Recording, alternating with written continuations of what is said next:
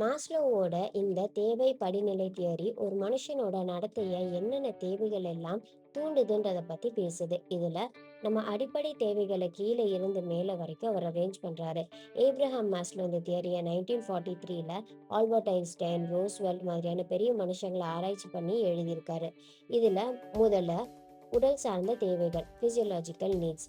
இதுல மூச்சு விடுறது, சாப்பிட்றது, தூங்குறதுக்கு தேவைப்படுற இடம் போன்ற தேவைகள் எல்லாம் இருக்கு. நல்லா தூங்கி எந்திரிச்சு வயிறு ஃபுல்லானதுக்கு அப்புறம் நம்மளோட அடுத்த தேவை நம்மள முன்னோக்கி ஓட வைக்கும். ரெண்டாவது பாதுகாப்பு. இப்போ நல்லா சம்பாதிக்கணும், சேர்த்து வைக்கணும், நல்ல வீடு கட்டணும்னு யோசிப்போம். அதுக்காக தான் நம்ம உழைக்கவும் செய்வோம். இதெல்லாம் கிடைச்சதுக்கு அப்புறம் நமக்கு அடுத்து என்ன வேணும்? வீடு காலியா இருந்தா நல்லா இருக்குமா? இல்ல. அதனால மூணாவது தேவை அன்பும் சொந்தமும். ஃபேமிலி, ஃப்ரெண்ட்ஸு, நல்ல கேங் ஒன்று வேணும்.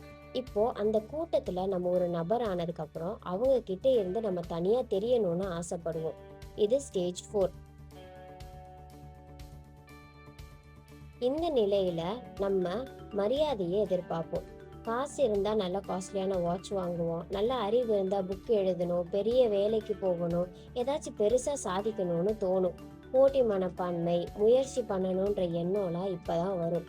இந்த நிலையில தான் நிறைய ஸ்போர்ட்ஸ்மேன், சயின்டிஸ்ட், ரேங்க் ஹோல்டர்ஸ் எல்லாம் உருவாகுறாங்க. ஆம்ஸ்ட்ராங் நிலவுக்கே போனாரு. நம்ம நல்ல மூச்சு விட்டுட்டு, சாப்பிட்டுட்டு, தூங்கி எந்திரிச்சு, பாதுகாப்பா ஃபீல் பண்ணி, அப்புறம் கேங்கு, ஃபேமிலி, ஃப்ரெண்ட்ஸ்ன்னு ஜாலியா இருந்தாலும், அதுலயும் நம்ம தனியா தெரிஞ்சா மட்டும்தான் லெவல் 5 ரீச் பண்ணுவோம். செல்ஃப் ஆக்சுவலைசேஷன், சுய உணர்வு. இங்க தான் நல்லா ரிலாக்ஸ் பண்றது, பிடிச்சத பண்றது, நிஜத்தை அக்செப்ட் பண்ணிக்கிறது, அடுத்தவங்களுக்கு உதவி செய்யறது, நிம்மதியான ஒரு வாழ்க்கை வாழ்றது, இதெல்லாம் நடக்கும். ஆனா இதெல்லாம் கீழே இருக்கிற 4 ஸ்டேஜ்ல இந்த பிரச்சனையும் இல்லைன்னா மட்டும்தான் நடக்கும். ஒரு டீச்சர் அந்த தியரியை நீங்கள் அக்செப்ட் பண்ணிக்கிறீங்க, நம்புறீங்க அப்படின்னா உங்கள் கிளாஸில் இருக்க ஒரு ஸ்டூடெண்ட்டு சாப்பிட்டாங்களா, சேஃபாக ஃபீல் பண்ணுறாங்களா, ஃப்ரெண்ட்ஸ் எல்லாம் கிடைச்சிட்டாங்களான்றதை பார்த்துக்கிட்டிங்கனாலே அவங்களுக்குள்ளே இருக்கிற தனித்திறமையை ஈஸியாக கண்டுபிடிச்சிக்கலாம். இந்த கான்செப்ட் உங்களுக்கு ஈஸியாக புரிஞ்சிருக்கும்னு நம்புகிறோம். கண்டிப்பாக டிஇடி, பிஎட்க்கு ப்ரிப்பேர் பண்ணுற உங்களோட ஃப்ரெண்ட்ஸ்க்கு இதை ஷேர் பண்ணி விடுங்க.